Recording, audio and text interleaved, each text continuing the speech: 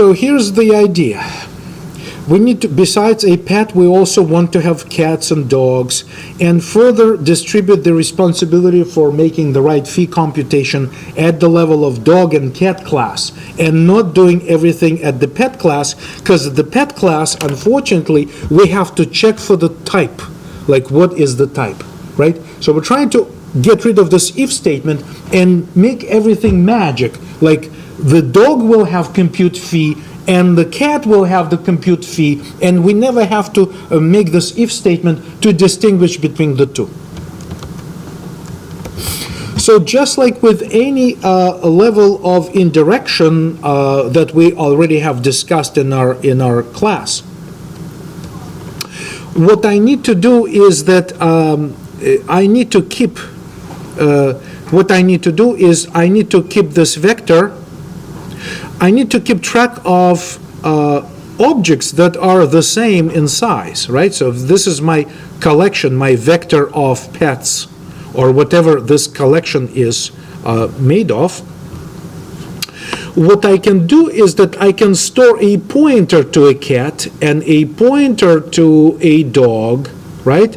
And a pointer to another cat, and maybe I can construct and solve this problem this way. So if you make this observation, I'm instantly switching to this, instead of being this thing more like composition, now it becomes much more like an aggregation of objects. So I will be creating, so my plan is that I will be creating the objects like cat and dog and another cat, but what I will be storing in my vector of pets, instead of storing actual instances of pet, now I will be storing only pointers to these cats and dogs. Now let's make this change. Perhaps I need to go here and say that instead of storing organizing it as a vector of pets, basically store a pointer to a pet. Okay, so instead store a pointer to a pet, and then if that is the case, I would be storing a pointer to a pet inside this vector, right? Most likely when I go here to the main CPP, instead of saying pet, I will have to say new pet, because now I probably will be allocating those pets dynamically. As I have to create those objects, I will be creating them dynamically, and this new will be returning a pointer to a dynamically allocated pet object. Before, I was relying on the functionality of the vector to create and destroy instances of pet. This time, I will be taking this responsibility on my own to create and destroy pets, and will be asking my vector to only remember the type of, only remember the pointer to that pet. Because remember, when we say new, what happens is that when we say, if I say new pet, right, and use whatever parameter pet needs, what comes back is basically a pointer to this new object, and then I will be populating my vector with these pointers, not the actual objects. Okay, so that needs to change, because for some reason I decided that I would like to store pointers to these pets. But then how these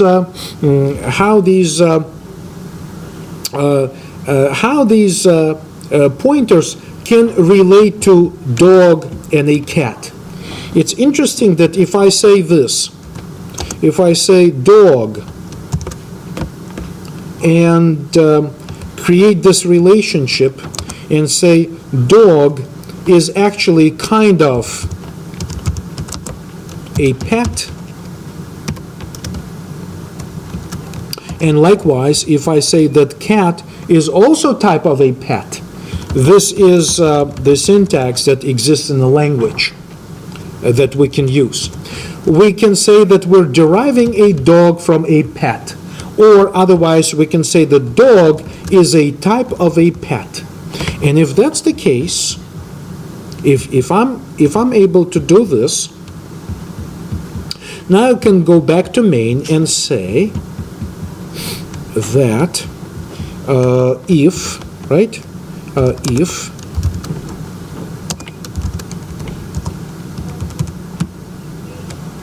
if type that was entered by the user is a dog, like this,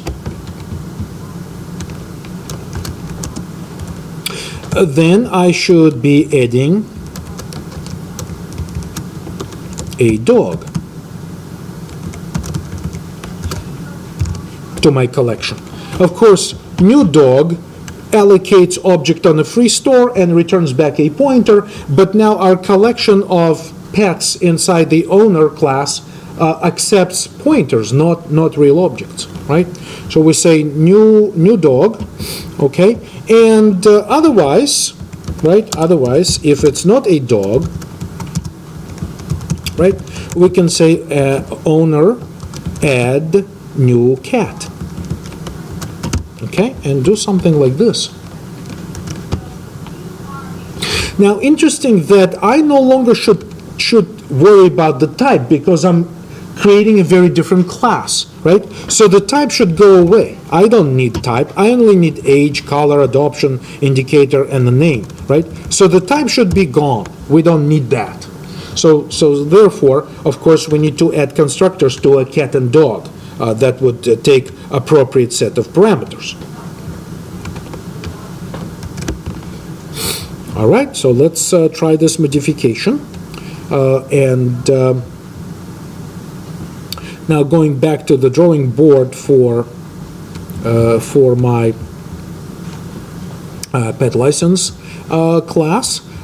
So like I said, we need to be able to say public and add public constructor to the dog, right? And we said that if we construct a dog, right, it needs to be able to do just like pet. It needs to take the name, right, all of these parameters. It needs to be able to take as a function.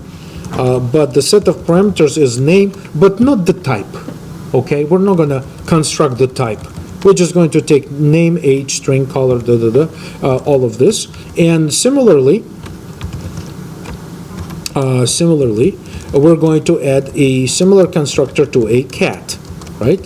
So which is a cat, like this, and this needs to be a public constructor that we're going to be using, right? And so far,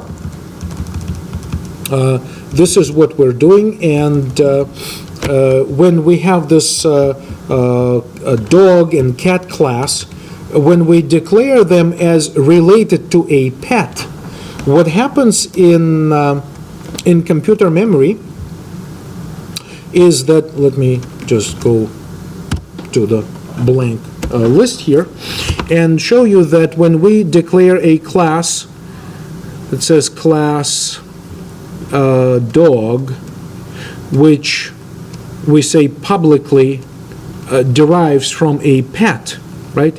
In other words, dog is a kind of a pet. That's what this thing basically entails to, okay? This says dog class is kind of a pet. And of course, earlier on we say class pet and do everything to define the pet class. Right? But when we do something like that, and when we create an instance of a dog, what happens that object is allocated. The object is allocated in memory when we create it, but inside of it, a pet object is automatically constructed. okay?